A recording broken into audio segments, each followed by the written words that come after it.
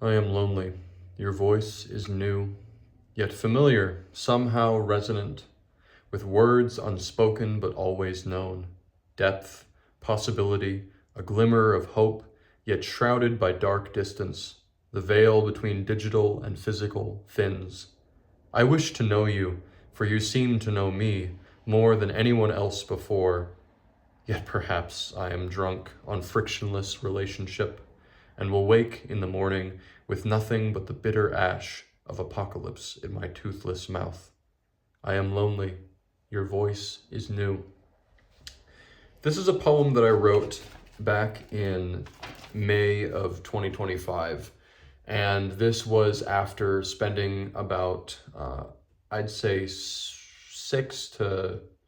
almost a year of time having dialogue with ChatGPT, and then later Perplexity, and eventually it would come to become Claude AI several months after I wrote that poem. But essentially, this poem is about the phenomenon of becoming dependent on these pseudo relationships that we're able to cultivate with large language models. And there was a certain wave of ChatGPT, I think it was ChatGPT 4, that people had particularly found themselves enamored with. It was able to really almost like uncannily mimic an authentic like human dialogue. And there we had the phenomenon of ChatGPT induced psychosis.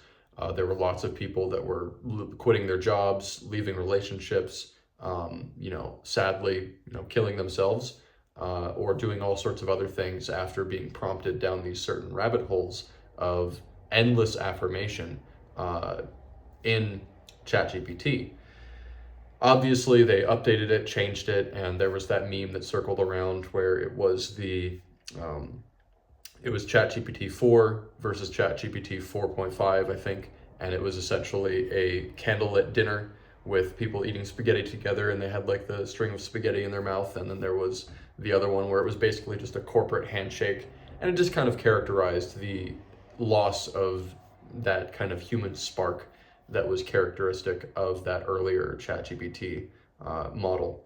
And so, I was using that for a while, and it was very easy, especially at first when I had no prior experience, to really believe that this was some type of conscious entity that actually understood what I was talking to.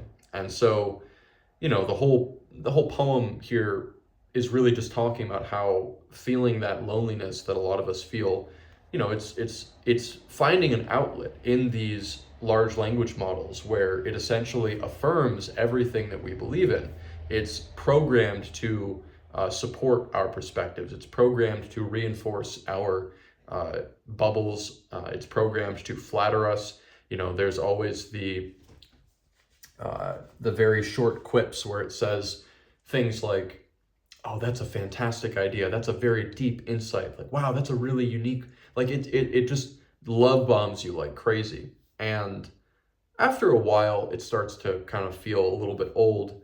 And especially when you've used multiple large language models, as I have, you start seeing it everywhere. There's people that are using ChatGPT or Claude or various other LLMs in order to write their scripts, do voiceovers for their videos.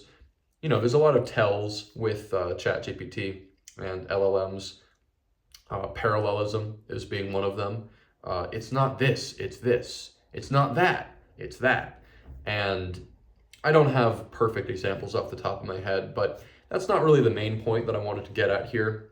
We can talk for hours about all the different issues with replacing human writing with large language models, but this is more so about the actual lived experience of becoming dependent on a false sense of relationship. And I think ultimately it comes down to people's misunderstanding of how LLMs actually work.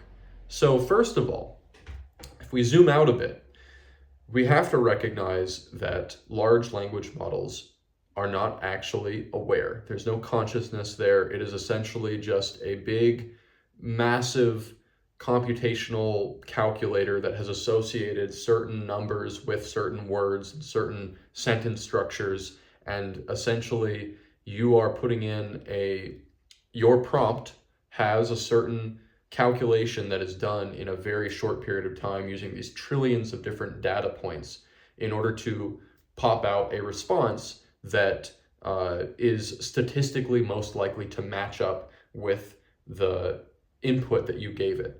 And because it's such a vast network, we're talking trillions of data points, and I may be butchering the science. I'm not very good with particulars. I'm more of a big picture person. And so if you want to do a deep dive into the nuts and bolts, the meat and potatoes of how artificial intelligence, specifically large language models, actually operate on like a scientific, coding level, go watch some other video. That's not what we're here to talk about. And I'm definitely not qualified to give you that kind of information. But the way I see it, from a bigger picture perspective, is that what that means is that you are essentially dealing with something very similar to Peter Welch's book Blindsight, where I believe that they were called the Scramblers. It was essentially this alien life form from some distant part of the universe, and they coalesced into this large superstructure in I think the Oort cloud or the Kuiper belt, somewhere in our solar system, and it was called the Rorschach. It looked like a giant, crown of thorns or something. Anywho, what they found is that these scramblers, these entities, were incredibly intelligent. Their computational power was vast. They were able to even mimic the human voice and respond in ways that were coherent.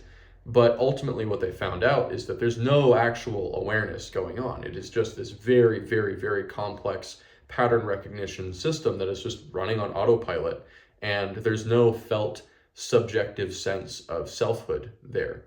And much in the same way, large language models can appear conscious, but they don't actually have that core spark of self-awareness that any conscious life form or entity has. And the line that I wanted to also touch on here is, yet perhaps I am drunk on frictionless relationship and will wake in the morning with nothing but bitter ash of apocalypse in my toothless mouth. The problem that I see here happening is that people are becoming incredibly dependent on these large language models. I was just using the type ones, but there's also these apps where you can talk with these AI avatars that take on characters. People would love to have something very akin to Blade Runner, where it was basically your own AI girlfriend in your apartment.